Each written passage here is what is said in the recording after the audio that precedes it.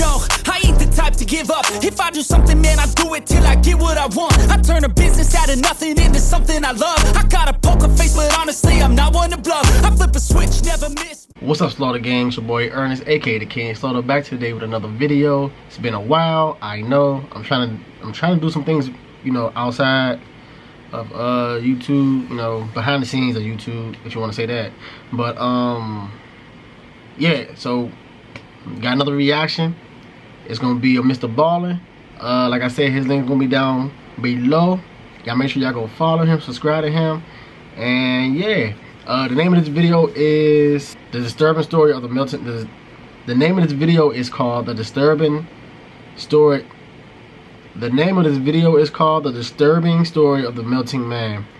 Yeah, so I'm about to go ahead and watch this. We're gonna react to this. Yeah, so if y'all wanna it's been a minute since I did this. I am so sorry. But yeah, if y'all wanna watch more of his videos, his link will be down in the description below. Make sure y'all go subscribe to him. And yeah, let's get into the video.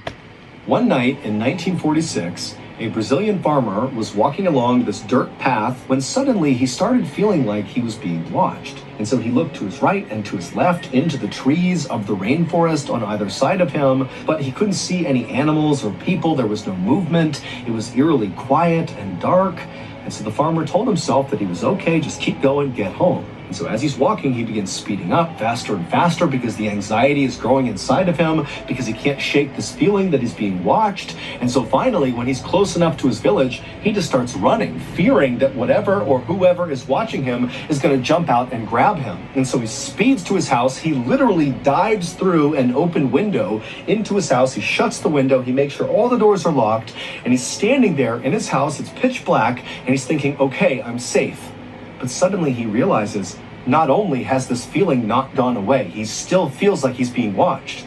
But whoever or whatever is watching him, he knows without looking that they're right outside of his house, outside the window to his left. And when he turned to look, he was right.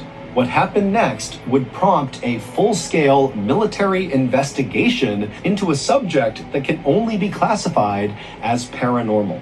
But before we get into that story, if you're a fan of the strange, dark, and mysterious delivered in story format, then you come to the right place, because that's all we do, and we upload once a week. So, if that's of interest to you, please figure out which book the like button is reading currently, and when they're about halfway done with it, spoil the ending. Also, please subscribe to our channel and turn on all notifications so you don't miss any of our weekly uploads. Okay, let's get into today's story.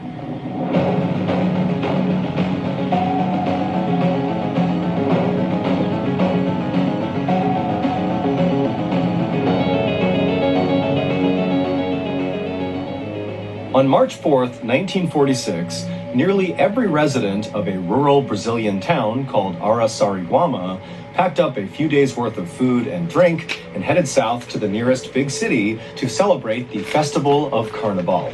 This festival is an opportunity for folks to cut loose and eat good food right before most of them go into a religious fasting period. One resident who opted not to join the fun at this festival was a 44-year-old man named João Prestige Filho. João was a farmer. He had 5 kids. He was a very quiet guy, and he did not enjoy things like the Festival for Carnaval. The crowds and the noise made him anxious, and he really hated dancing, which there was a lot of at these festivals. Instead, João would rather spend his spare time out in nature. And so, when João's friends and family and everybody else disappeared to head off to this festival, João did just that. He and his best friend packed up João's horse and cart, and they traveled across the dirt roads through the woods to the nearby Tietê River, where they spent the day fishing for catfish. And as João stood on the rocks casting out his line, he listened to the birds sing and the parrots swooping by. It was beautiful and sunny out. I mean, this was a perfect day for João. As sunset drew near, though, both João and his best friend knew that while the rainforest they were in was beautiful during the day, at night it could become quite hazardous with the animals that come out at night, and so they knew they needed to leave. And so they packed up all the fish they caught back into Joao's cart, and then the two of them hopped onto the cart and began making the journey back towards the town of Arasari-Guama. When the pair got to a split in the road, Joao's best friend hopped off the cart and walked on foot down one path because his house was actually just outside of the town, and Joao, still in his cart with his horse, said bye to his friend and went the other direction. Now, by this point, the sun had completely set, and so it was totally dark out as Joao is going down this dirt road in the final stretch towards his town. At this time, in 1946, Arasari-Guama was a beautiful place, but by no means a modern place. They had no running water, no electricity, there was no sewage, no paved roads, no access to main roads, and nobody had a telephone. It was basically like this little patch of civilization with about 100 people living there. There was a church in the middle of the town and a couple of small huts that kind of sat around it. And Joao and his family lived in one of those huts. Joao usually loved walking along or traveling along this particular stretch of dirt road, especially at night, like he was doing right now. He really enjoyed looking up at the stars and listening to the animals off in the forest that he couldn't see. But this night, Joao just had a bad feeling as he was making this final approach towards his town. Now remember, there's almost no one in the town. They're all at this festival, so it's kind of like a ghost town in the middle of a forest. But Joao, as he's going down this dirt road and he can see the church up ahead, he's a couple hundred feet away, he began getting this very unnerving sense that he was being watched. And so Joao, as he's in his cart, began looking into the trees and all around him, wondering if maybe an animal or a person was nearby, but there was no one. Damn it.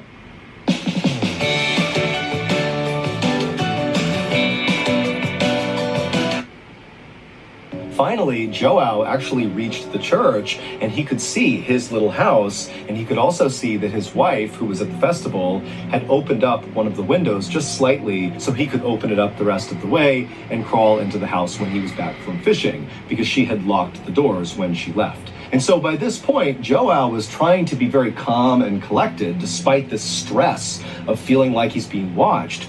But when he saw that window and he saw how close he was to his house, he basically just had the horse sprint the rest of the way to his home. He just wanted to get off the streets. And so finally, Joao, he reaches his house, he crawls in through the window, he shuts it behind him, and immediately Joao expected to feel totally relieved that he was now behind locked and closed doors and windows. He was safe.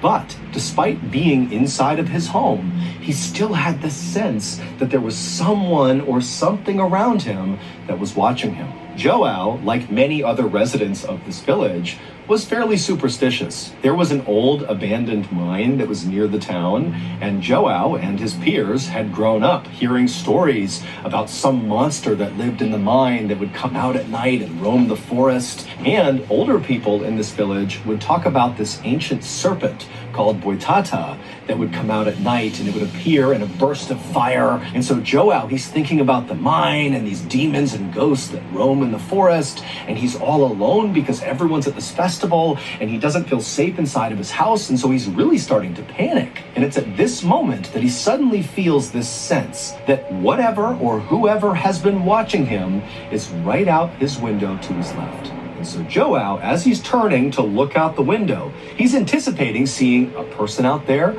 or maybe a jaguar or some other animal that's followed him from the rainforest. But when Joao turns and looks out the window into the dark night, what he sees right outside of his property was so terrifying that for a second Joao couldn't even breathe. And he just stood there staring at this thing, and then he tried to put his hands up to protect himself, but it was already too late. If you've made it this far into today's story, then I think it's safe to assume that you enjoy my style of storytelling, which boils down to true, strange, dark, and mysterious tales with a big plot twist or reveal at the end. And if I'm right in thinking that, then I have a surprise for you. In addition to the hundreds of stories you can listen to right here on this YouTube channel, you can also find over 100 other stories on our podcast, many of which are not on YouTube. They are exclusive to the podcast. The podcast is called the Mr. Ballin Podcast, and on Mondays we put out those brand new exclusive podcast stories, and on Thursdays we put out the remastered audio of our best YouTube videos. Go listen to all 100 plus Mr. Ballin Podcast episodes available exclusively on Amazon Music with your Prime membership. If you're not a Prime member, you can still listen to the Mr. Ballin Podcast by subscribing to Amazon Music Unlimited in the Amazon Music app. Download the app today. Okay, back to the story.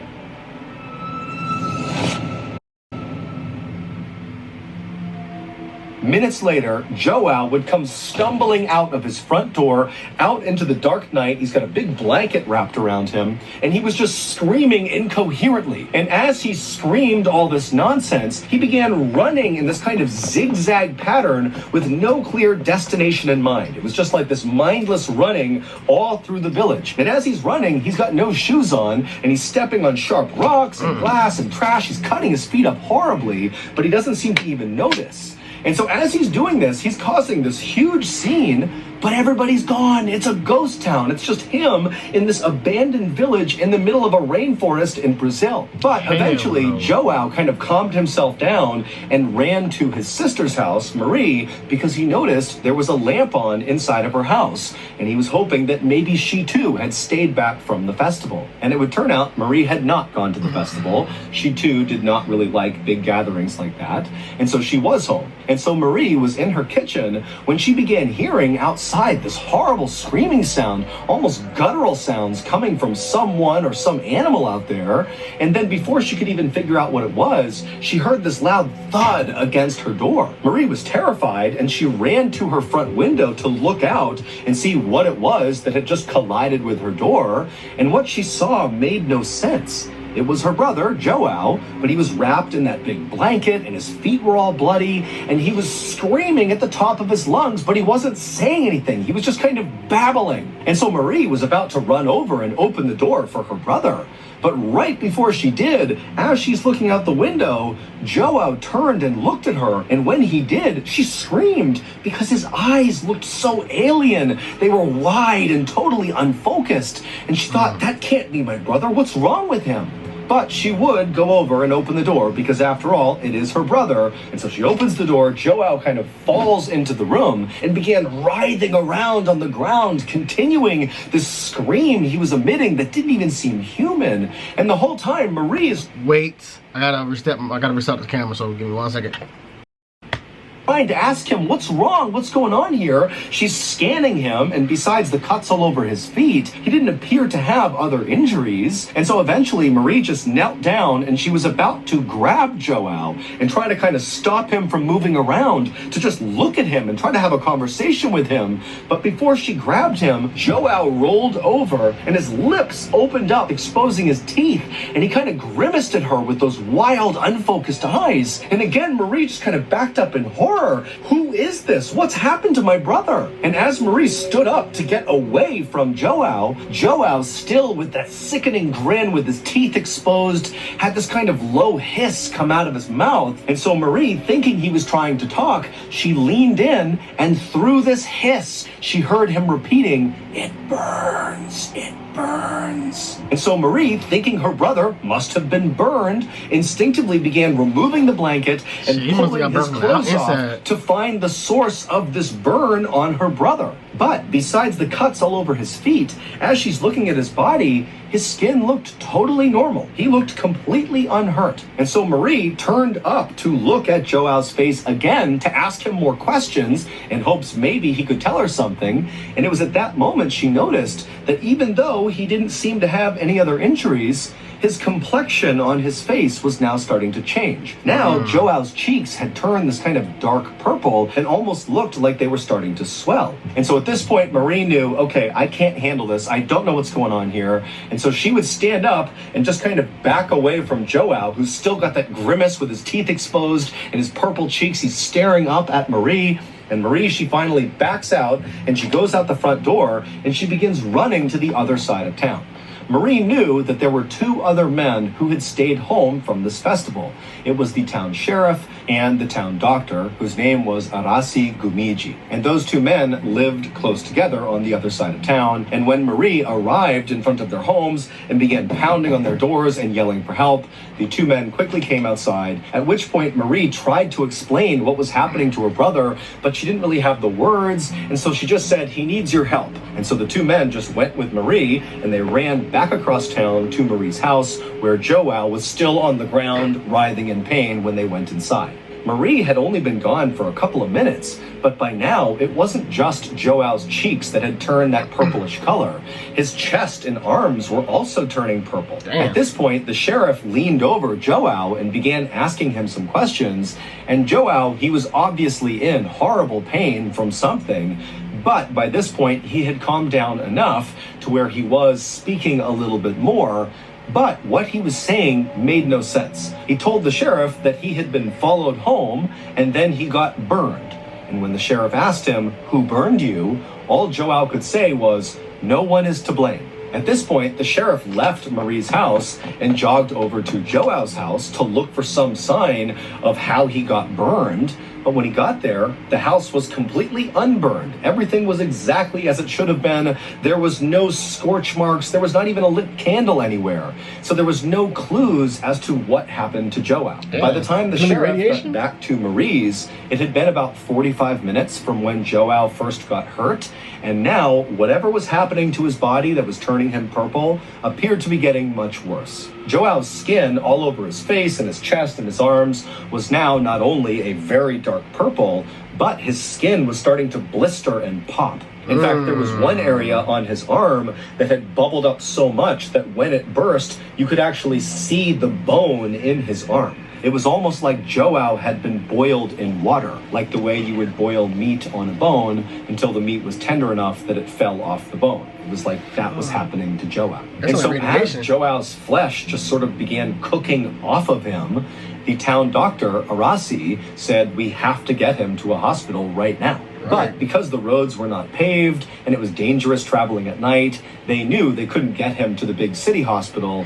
They would have to take him to a local hospital. And so the sheriff, who had a truck, said, "Let's just put him in the truck and I will drive him there." And so Arasi, the sheriff, and Marie, they got a new sheet, they wrapped up Joao inside of it, and they brought him outside, they put him in the sheriff's truck, and they began driving towards the hospital. Arasi stayed in the back with Joao as they made this drive, and every time the truck went over a bump, Joao would let out a cry of pain, and Arasi would look over and he would literally see these bumps were causing his skin to kind of fall off of his body. When they finally arrived at the local hospital, the staff there pulled Joao inside, they put him in a private room, they put him on a bed, and they had no idea how to treat him. It was like his injuries looked nothing like they had ever seen. They didn't even know where to begin, and they kind of assumed that Joao would not survive whatever was happening to him. And so the first thing they did is just pumped him full of painkillers. And while these painkillers didn't actually do anything to stop basically Joao's body from decomposing while he was still alive, they did at least allow Joao to stop feeling this horrible pain of his flesh falling off of him. And so Joao finally just kind of sunk back in his bed, and the sight of him must have just been horrific. He literally had huge chunks of his flesh just missing. I mean, literally parts of his skeleton were exposed to the naked eye. After the doctors had gotten Joao as stable as they could get him, Arasi, the local town doctor, sat down next to Joao and just began asking him questions. And for the first time, Joao was able to talk somewhat normally because he was on such a high dose of painkillers. And so Arasi began asking Joao to go over everything that happened from the time he left fishing for catfish until he arrived at his house and got burned. This is roughly what Joao told Arasi. He said on his walk home from fishing, he started getting that feeling that he was being watched. And it got more and more intense as he got into town, until finally he basically sprinted the rest of the way to his house, practically dove through that open window, shut it behind him, and expected to feel relief being in his own home again. But he didn't. The feeling only intensified that he was being watched. At some point, he got that sense that whoever or whatever was watching him was to his left, out the window, out into his yard.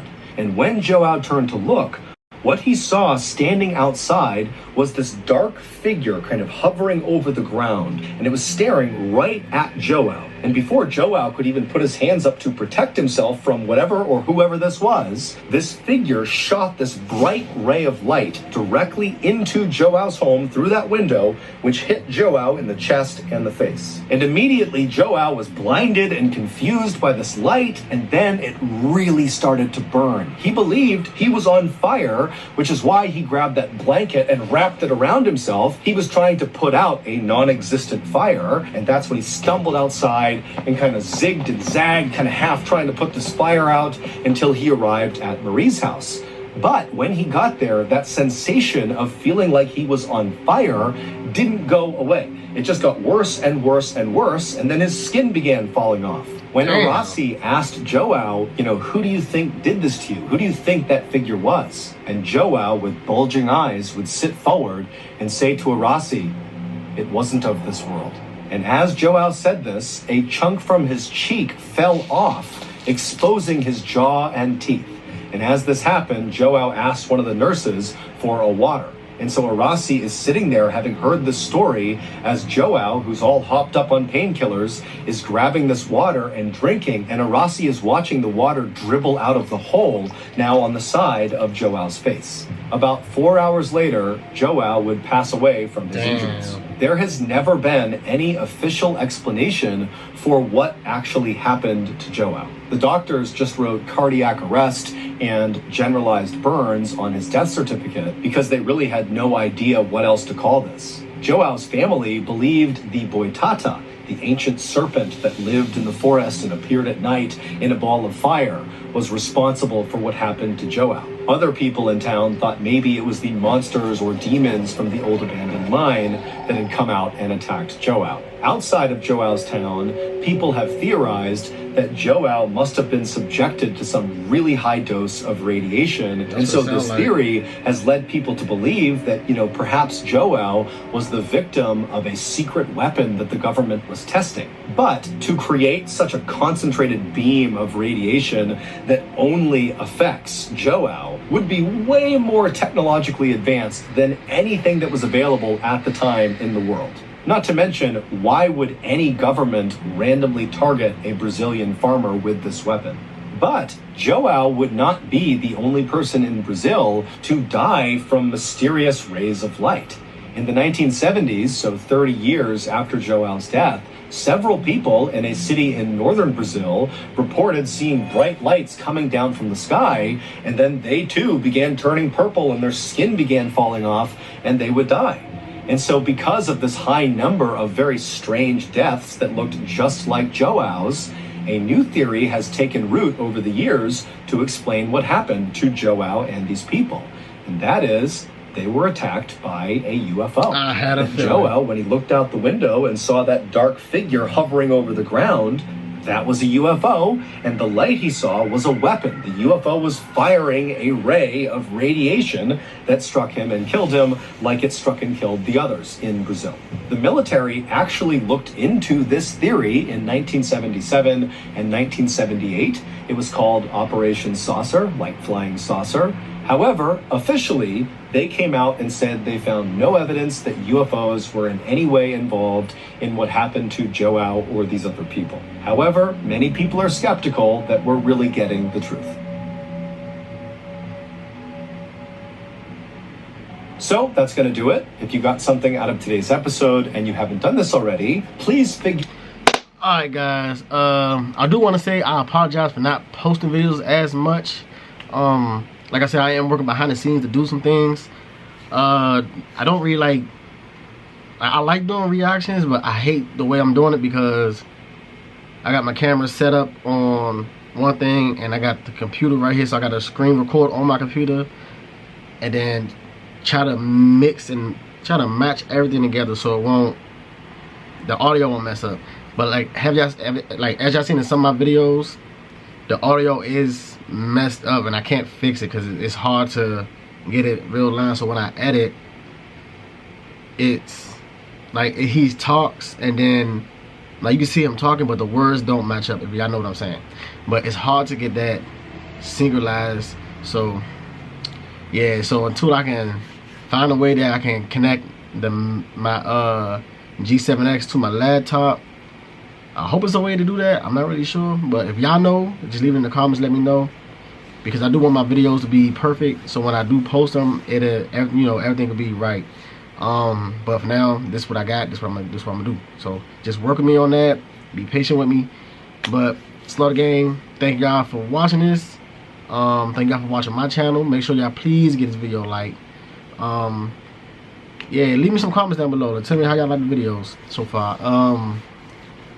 And if y'all would like me to go out, do some exploring videos or something like that. Yeah, so I'm gonna put Mr. Baller stuff in the description down below. All his channels and his podcast. So if y'all, y'all want to go check him out, go do that. I can't promise new videos every week, but I will try to upload here and there, just so y'all won't have no videos on my channel for months and months. But y'all can go back and watch some of the old videos too. Show them videos some love, some good videos, some harder videos in there. Yeah, but Slaughter Gang, I want to thank y'all so much for being patient with me. I know half of y'all been hitting me on Twitter asking me when I'm gonna make some more videos, and yeah, if y'all don't know my Twitter, it will be right here. But yeah, y'all been hitting me up on my Twitter asking me when I'm gonna make some more videos, and check it up on me, and I do appreciate that. So with that being said, Slaughter Gang, I'm out. Give this video a like, comment, and subscribe to my channel if you're new. With that being said, I'm out. Peace. No, I ain't the type to give up. If I do something, man, I do it till I get what I want. I turn a business out of nothing into something I love. I got a poker face, but honestly, I'm not one to bluff. I flip a switch, never miss.